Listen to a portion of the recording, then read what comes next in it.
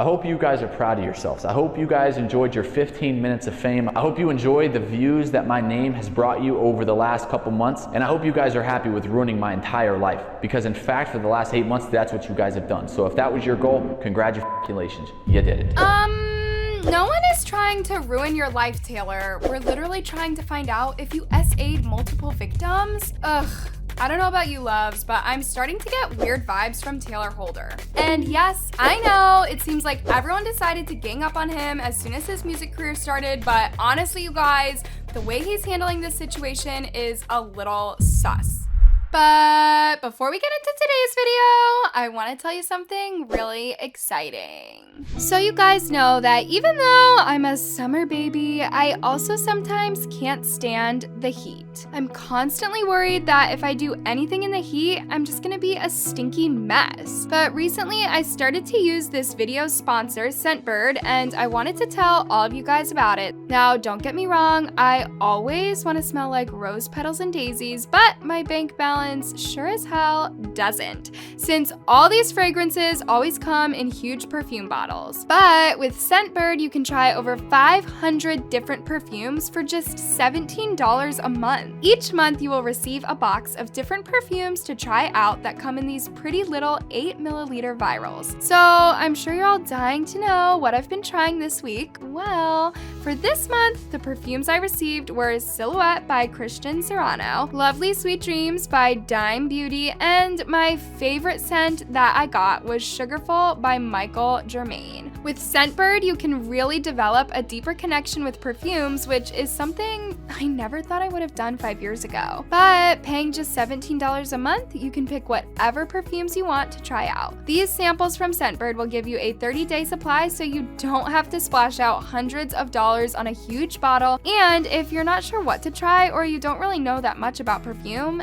never fear, since there is a super helpful quiz that you can take before you even subscribe. Oh, and one more thing, you guys, if you go over to Scentbird and use the coupon code ANNAOOP2, you will get 55% off, which basically means your first month is just $7. Those are gonna be the sweetest smelling $7 of your life.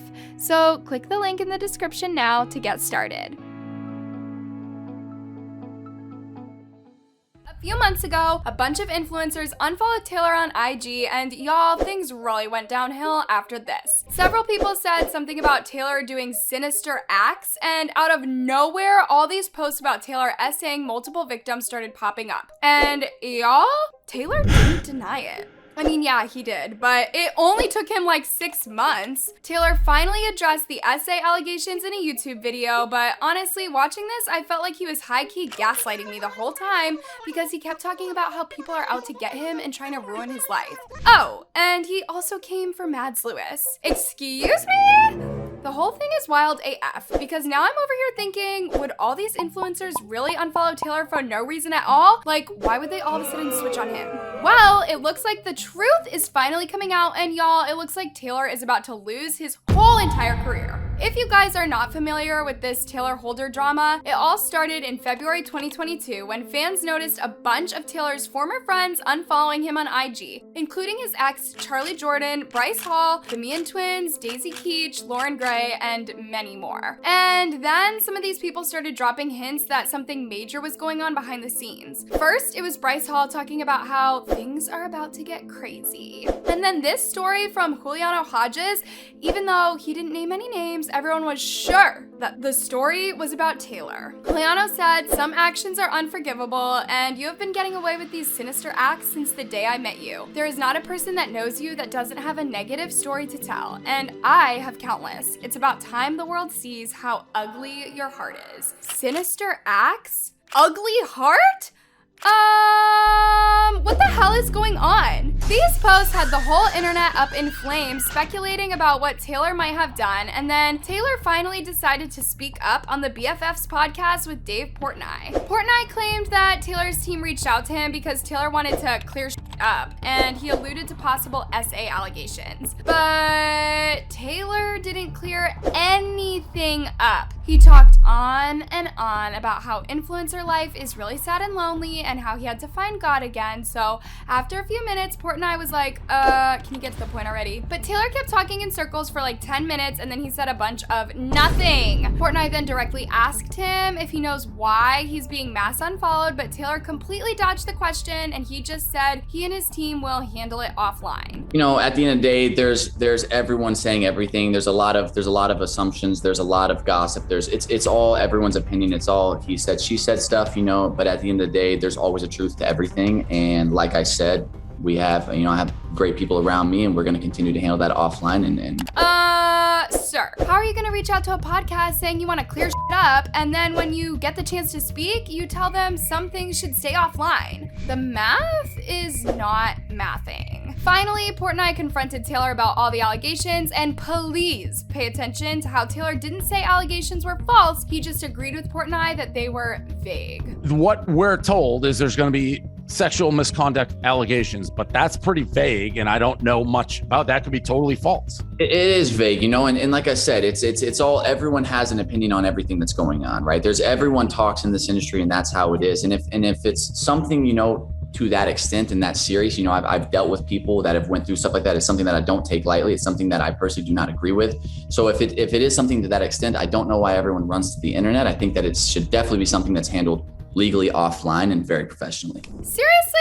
I mean, I get it. We don't have to have the complete story, but I would think that if your name gets brought up in connection to SA and you know you're innocent, the first thing you would say is, I never SA'd anyone, right? And I know this could be a reach, but didn't this whole interview feel like Tayler was trying to shame people for speaking out in public about SA? Like, you're a TikTok star. How are you gonna tell people to keep things offline the moment they call you out? But y'all, things get even messier from here. Obviously, Tayler didn't clear any shit on the BFFs podcast, so people kept speculating about what happened. And then Bryce Hall decided to speak up and he finally revealed why everyone was being so hush-hush about this situation. In a vlog on February 4th, Bryce put Tayler on blast and said that Tayler tried to shut him up with a cease and assist letter. Before I made that, send me a cease and desist, and I'll tell you right now, nobody's talking about you, bro. Guys, I didn't even want to be in the middle of this. I have never personally went out of my way to talk about like Tayler behind his back. If anything, I would say it to his face. A cease and desist of what? It was like, stop talking about Tayler behind his back and alluding to certain actions. He cease and desist for you gossiping? No one even talked about it. Everything was still very sketchy at this point, and I thought maybe the whole thing was a PR stunt. But you guys, it's now looking like those SA allegations could be true, and honestly, I'm disgusted by all these things I'm hearing about Tayler. It just keeps getting worse because after Tayler's appearance on the BFF podcast, Keemstar also decided to speak up and he tweeted out that Tayler will be facing serious allegations from multiple alleged victims. Keem also claimed that a trusted source for Drama Alert told him the allegations were horrendous and that Tayler had sent cease and assist letters to over 50 influencers in LA. And then a few days later, Bryce again addressed the situation in a YouTube video and confirmed the allegations are the reason he doesn't want to associate himself with Tayler anymore. Milo said, what the f is going on with Tayler Holder? So as you guys know, there's allegations going around revolving Tayler, and personally, I just don't want to associate, so unfollowed him on everything. I just don't want anyone to even know that we're associated or past associated. I haven't talked to Tayler since the fight. But Tayler kept ignoring the drama and went about his business. Like, people were literally talking about how he SA'd someone, and in the middle of this drama, Tayler decided to open an OnlyFans account. What's the thought process here? But fans kept pressing Tayler to speak up, so Tayler again addressed the allegations in an open letter to E! Tayler said that a series of fabricated rumors, which can only be described as cyberbullying, led to his cancellation, and he claimed that all this online speculation took a serious toll on his mental health. He then said that he was never confronted with anything specific to which he could respond and felt like he was fighting a silent aggressor. Tayler also added that he felt a lot of loneliness during a time when he was being canceled for something he absolutely did not do. But this letter didn't really make the situation any clearer, and though Tayler did appear to deny the allegations, did y'all notice that he didn't say what those allegations were? Like, this is super weird to me because why would you want to leave room for people to speculate that you committed SA? But just when I thought this drama was over, Bryce again came for Tayler on Twitter, and he said that he would take Tayler in a boxing match if Tayler responded to the SA allegations. But y'all, nothing could prepare me for what Mads Lewis said next. Everyone was getting annoyed about the situation, so Mads went on the BFF podcast and she basically confirmed the SA allegations were true. But that's not all she said. At one point, she seemingly came out as one of Tayler's victims, but this part was totally glossed over in the interview. Listen to this. Now, Mads, so you're saying all the Tayler stuff is true? Absolutely. Okay. I didn't get a cease and desist, so. Got it. All right. Well, that's because hypothetically, I do You want to trust know why? everything you want say to know based on why? your... It's a what if. And also hypothetically, if you think about it, when there's one person and there's victims, you cannot email or text the victim a cease and desist. You're not allowed to do that. So I'm just saying, like... The internet quickly took Mads' side, so literally 2 days after Mads said all these things, Tayler suddenly decided to address the allegations again. He posted a video on YouTube titled Addressing the Rumors and started off by saying that the only reason he didn't speak up earlier was because he knew the whole world was against him. Over the last 8 months of my life, I have been fighting and dealing with these damaging false rumors and narratives spread about me. For so long, everyone's been asking me why I haven't spoke up. Am I gonna speak up? And maybe I should have, but no one will ever understand to the extent of where my mental stage was during all of this, how much pressure was on me with speaking up, and how scared I was because the whole world was against me. Tayler then claimed he was forced to stay quiet and complained about how people conspired to ruin his life. Not to be shady, but in what universe is Tayler Holder so important that someone would try to ruin his life? Like, seriously? Anyways, Tayler finally denied the SA allegations, and he also claimed he sent all those cease and desist letters to people to stop from spreading false rumors. Tayler then came for Mads, and he actually accused her of lying about being a victim. Which brings me to Mads Lewis, who claims to know all of the information. False. You know what you've been told. There's a difference in information and facts. So know the truth. She is not a victim. In fact, Mads even stated that I did not send her a cease and desist. She made a comment that you cannot send a victim a cease and desist, which led a lot of people to believe that that meant that she was talking about she was a victim. Well, here's proof that she was also lying about that. Because as you see here, on January 31st of 2022, Mads Lewis was issued a cease and desist because she is not a victim. I don't know, you guys, but the way that Tayler came for Mads at the end doesn't sit right with me. And also, why the hell is Taylor's mom out here dragging Mads? Taylor's mom, Wendy, responded to a fan's comment on IG and accused Mads of making false accusations against Tayler, and she said that this is not the first time Mads did something like this. Wednesday blasted Taylor's former influencer friends and said that Tayler took them off the couches and he should have left them where he found them. The absolute worst part about this is that Wendy said Tayler has something on Mads that would blow everyone's mind, and that she hopes Mads responds to Tayler so he can use it against her.